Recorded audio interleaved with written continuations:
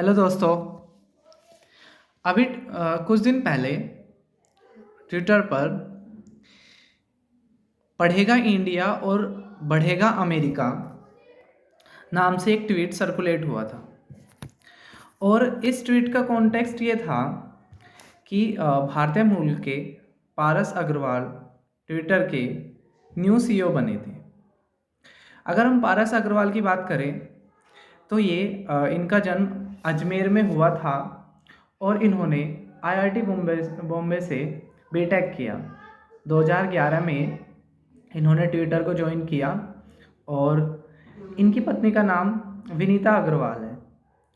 अब ये जो ये जो ट्विटर पे जो ये सर्कुलेट हुआ है, इसका रीज़न ये है कि जो भारत के जो भी रिसोर्सेज हैं वो जैसे पारस अग्रवाल जी हैं, इनकी पढ़ाई लिखाई सब कुछ भारत में हुई और वो अमेरिका में सेटल हो गए हैं।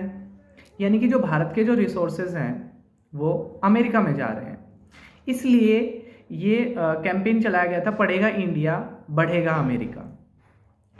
तो यहाँ पर ये एक भारत की कमी है कि वो अपने रिसोर्सेज को यहाँ पर नहीं रोक पा रहा है, अपने ह्यूमन रिसोर्सेज को। और जबकि ये अमेरिका का एक अच्छा पॉइंट है कि वो दूसरे देशों से भी जो अच्छे अच्छे लोग होते हैं उनको अपने यहाँ पर काम देता है, सम्मान देता है। अब इस कॉन्टेक्स्ट में हिंदू में भी एक पूरा एडिटोरियल आया था इस चीज़ के बारे में, जिसमें उन्होंने पहले इस चीज़ का शुभकामनाएं दी भारत को और उसके बाद फिर यहाँ पे एक प्रश्न चिन्ह उठाया कि आखिर वो क्या कमियां हैं कि भारत अपने रिसोर्सेज को यहाँ पर नहीं रोक पा रहा है। इसी कॉन्टेक्स्ट में 1867 में दादा भाई नौरोजी ने भी एक थ्योरी दी थी जिसका नाम दिया था द ड्रेन थ्योरी।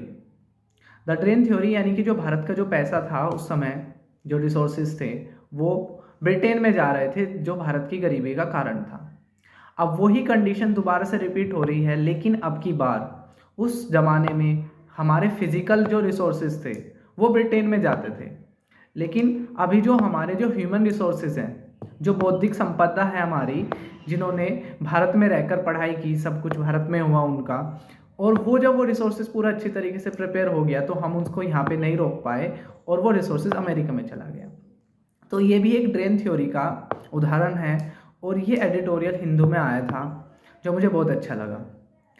तो अगर आप इस चैनल पर पहली बार जुड़े हैं तो इस चैनल को सब्सक्राइब करें। Thank you.